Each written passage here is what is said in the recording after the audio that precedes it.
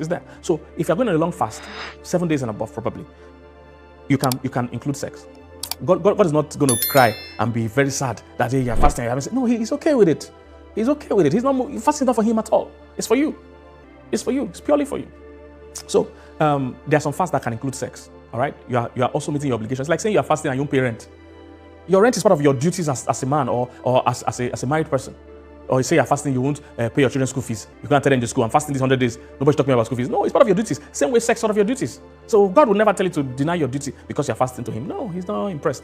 All right, so please get that mindset right. It's not all fast that includes sex. Now, it's possible to say, I'm going to fast sex also for 3 days, for 5 days. That's fine. And you must get it with consent. Follow the rules, guys.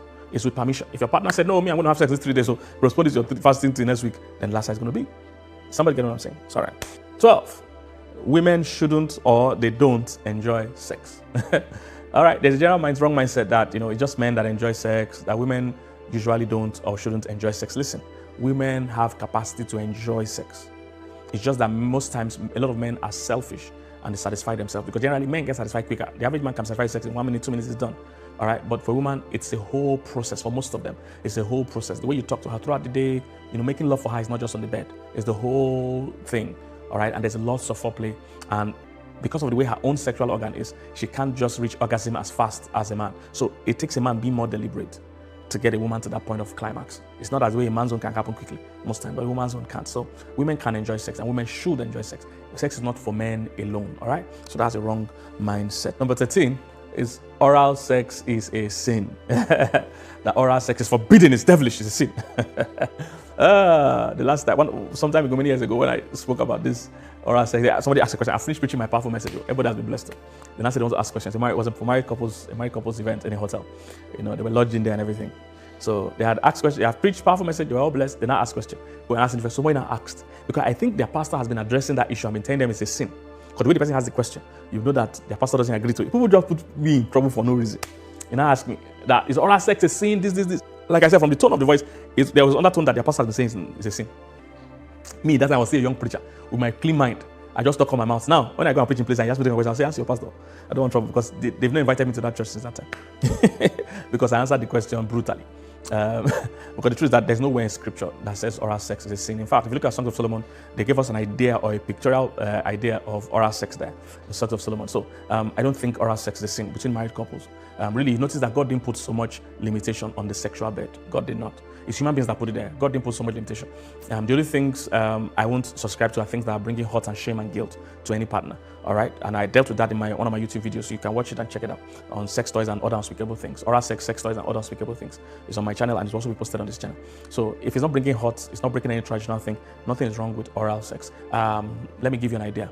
I asked in that place, I asked them, is it okay to kiss? Is kissing okay? They said, oh, kissing is okay. I said, but in kissing, you're using your mouth on another person's mouth. They say, yes, okay. I said, can you use your mouth on your partner's neck? They say it's okay. I said, can you use your mouth on your partner's back? They say it's okay. I say, arm. You can use your mouth here. I say, leg. Can you use your on the thigh? They say, yes. What of near the thigh?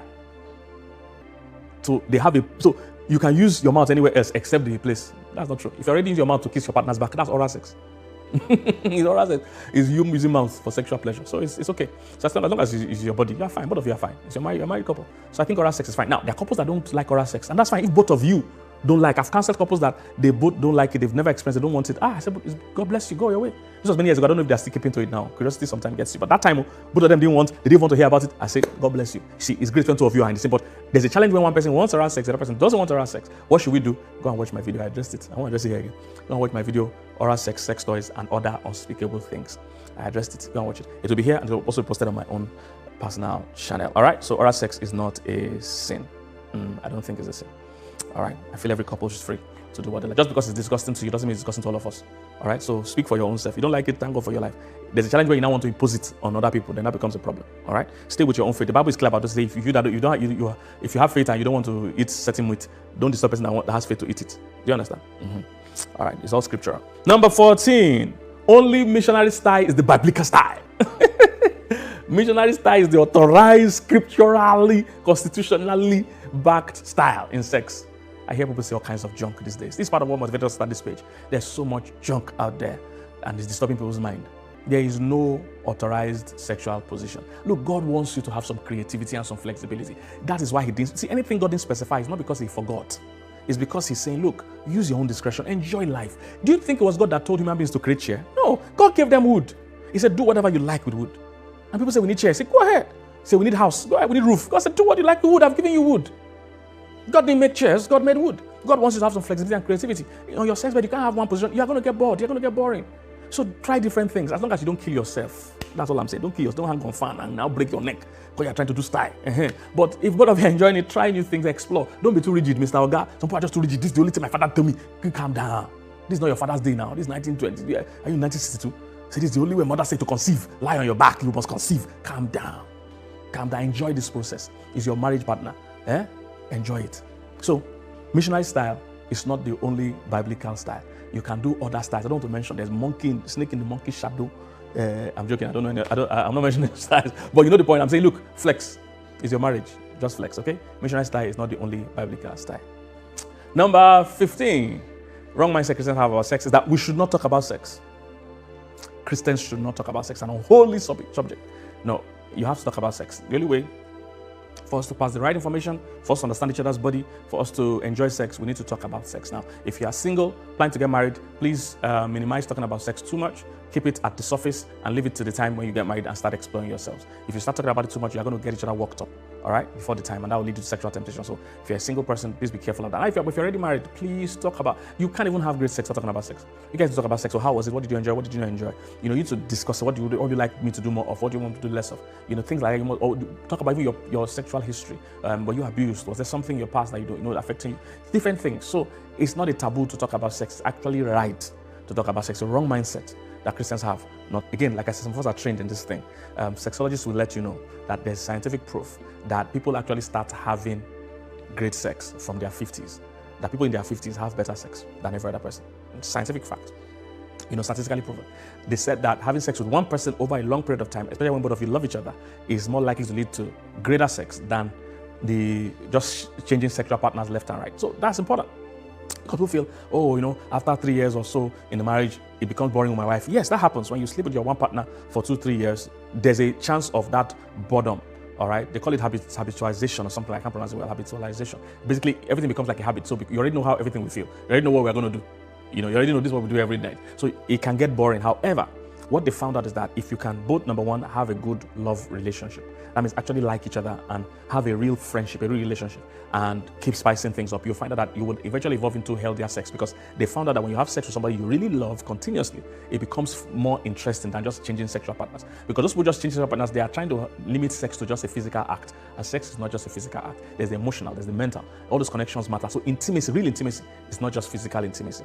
All right? So it's a wrong mindset to think that sex will be boring with one partner 10 years, 20 years. No. If you guys love each other and you're working on your relationship, you really spend time together to know and love each other, the sex will get interesting over time, all right? Another wrong mindset people have is that talking during sex is bad. That means having vocals during sex. Some people think when you're having sex, you'll be solemn and silent. You can't laugh, you can't talk, you can't make sounds. No, everything works better with audio. I'll say that again. Everything works better with what? Audio. Go and watch a movie, a horror movie, remove sound. You see that you won't be scared. You wonder, what are they jumping about? Why are they scared?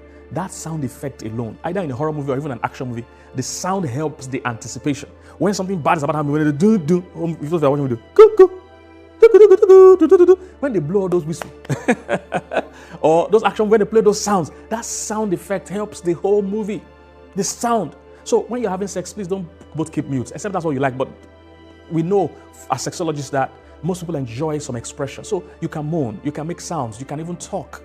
All right, some people will actually like you to talk during sex. So please talk. Somebody say, what do you talk about? Talk about the government. Don't ask me nonsense question, my brother. So, but you know what I'm saying? I'm just saying, you can talk, you can express how much you love each other, how much you're enjoying it, things like that. You know what I'm saying? Because somebody says, what do I talk about? Talk about your government election. You're making me laugh. Come to asking me. I'm here suffering to teach you this thing. I see asking me question I don't understand. Okay, so but basically, talk is good. Audio is good. Making sure that feel loved, making sure that I know you're enjoying the thing and all that. So vocals are good. Don't keep mute. Don't try to say don't talk. Let's just be. You're enjoying it. Just express. The expression helps both parties. Okay, vocals are good. Number 18. Big is better. Number 18, wrong mindset. Big is what? Better. It's a wrong mindset. When I mean big, people think the bigger the boobs, the bigger the bum, the bigger the size of the man's penis it makes the sex better. Big is better. It's a wrong mindset. It's a wrong mindset. All these things are fake things that are psychologically built in us. First of all, you need to know that's one of the points. Let me not jump ahead of myself. But sex is also largely psychological, not just physical. So that's the point of it. But let me not jump ahead. But the point is that all these things you're thinking big is better because you were programmed to think so. You're programmed to think that big boobs are is more enjoyable, big bum is more enjoyable, big penis is no. There's no such scientific study to prove that. They found out that it's not necessarily about the size, about how well you use it, and largely about how much you love the person. All right, so focus on other things. Big is not necessarily better. All right, if you can work on how you use it and work on the relationship itself, you will enjoy it. That's the truth. Big is not better. All right, so that's the wrong mindset people have. I can't go into that too much in detail, but I need to understand that. 19, that sex has to be painful. Sex is painful. Wrong mindset. Especially virgins and people that have not so experienced sexually have this mindset that sex is painful. If you are experiencing pain during sex, then you need to see a doctor, or you can reach out to us, see and talk to any of our sexologists. It's not normal for sex to be painful. Sex is not painful. The way our private parts are created, they are meant to adjust to sex. A woman's private part expands as much as necessary to be able to have, receive a man's sexual organ. All right, it's not supposed to be painful at all. It's supposed to be smooth, even though there's some friction, which brings the pleasure, but that's the pleasurable friction, not painful. All right, so sex is not supposed to be painful. If it's being painful, there's a reason why, and it can be addressed. It can be lack of lubrication, the angles you are using, or that you're not aroused, or whatever. So talk to a sexologist. We have one, and we're still doing our free sessions for now, just to help people. So reach out to us, and let's talk about it. But sex is not meant to be painful. All right, it's the wrong mindset. Pornography will help sex. Pornography can spice up our sex life. That is a big lie. Pornography does not help sex. If anything, pornography destroys real intimacy. All right, pornography doesn't help sex. So please don't fall into the trap of watching pornography. You are trying to build love out of lust. You're trying to build love out of lust. And please remember, pornography is acted. It's not real. Just like with the cameramen here today and there's crew here today. That's how those guys do those things. It's all acted. It's all played. Even the people having sex are not enjoying it. They're working. They're not enjoying it at all. They're taking drugs and all that to do that. They are putting on a show. So that is all fake. You can't build real intimacy out of something that fake. And you are building images, and you are training your mind to lust after a different person from your partner. A time will come you will not be able to be aroused with your partner because your images, you have created pathways in your brain that are used to certain images. So it's dangerous. Pornography actually have an adverse effect on sex. Now, scientifically, they found that yes, at the beginning, it will seem like it has spiced up your sex life. Yes, they say within the first few times, it will look like it's helping, but it will have a negative effect on the long run. It's like drugs. Drugs definitely take you high, but what you need to know is that the higher it takes you, the lower it is when you fall. This is why people get addicted to drugs. There's no good ending on that pathway to drugs. There's no good, because what happens is that you are getting high. When you get high, let me give you an example. If I jump from this table from my height, and if I jump from here down, I'm not going to break my leg. But if I get high to the top of this building, by the time I jump, fall, come down, I'm going to hurt myself. By the time I go higher than that, every time I'm falling deeper than that, I'm going to hurt myself. So that's what happens. So they said at the beginning, it seems it's helping the sex life, but they said it's going to have a negative effect because you're building pathways in your brain to find another person attractive, to equate sexual pleasure with another person, not your spouse. So the effect is negative.